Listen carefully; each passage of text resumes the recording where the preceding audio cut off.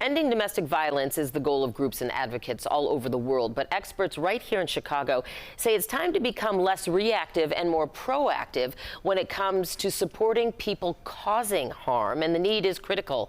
In 2024, 137 people in Illinois died from a domestic violence crime. That is up 14% from 2023 and up an astounding 140% from 2022. So, what needs to change? Well, that's the focus of a new report called Preventing Partner Violence: Policies, Funding, and Strategies in Cook County by the Michael Reese Health Trust and VNA Foundation. And joining me now to discuss it is Jennifer Rosenkrantz, Michael Reese's Senior Program Director of Domestic Violence. Thanks so much for being here, Jennifer. Thank you. You know, such an important topic. You know, I know your report focuses on the abuser, highlights the fact there are still very few options for people who want help before entering the court system, and that is key. How big of a gap is it?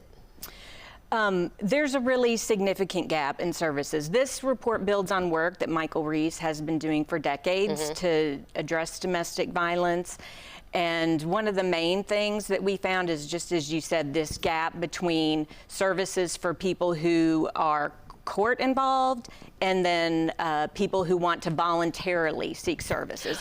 Over 200 people call the domestic violence hotline every year looking for help to stop. And a lot of people, myself included, didn't realize that, right? You know, you think of the survivors calling for help, but not those who are causing the harm. Your report talks about, you know, the need for voluntary programming and support for people who cause harm. Why is that important? How life-changing could it be? And based on what you just told me, it sounds like there would be a demand for that support. I think so. You know, this work is important because we're never going to stop domestic violence unless we stop the people who are doing it. This is going to create more safety for survivors, create more safety for families and children. And we're really excited about moving forward some of the recommendations in the report. The report highlights the fact that currently there is specifically a lack of funding, which is an ongoing issue right now, limited voluntary support options, and a lack, again, of system-wide coordination for the abuser-focused initiatives. Can you talk about what sort of those programs would look like? What sort of support are we talking about? And if policymakers could do one thing right now to make families safer, what would that be? Well, one of the things that we're most excited about is that we're partnering with the network on a hotline for people who cause harm. The network, of course, is a group that works to combat domestic violence. Exactly.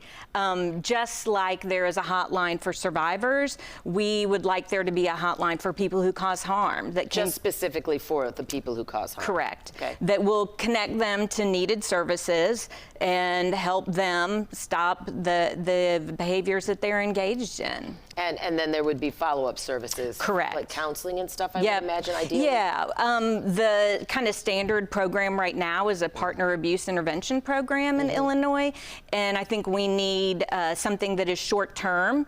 We need another intervention for people who are seeking services voluntarily. Before they get to the court system. Correct. And before someone else is hurt. Absolutely. All right, Jennifer Rosenkrantz, thank you so much for being here. I know there's a lot to unpack, but I appreciate the glimpse at your report. I know it's important work. The National Domestic Violence Hotline, by the way, if you need it, you can call the number on your screen. It's 1-800-799-7233. And you can also text START to 88788.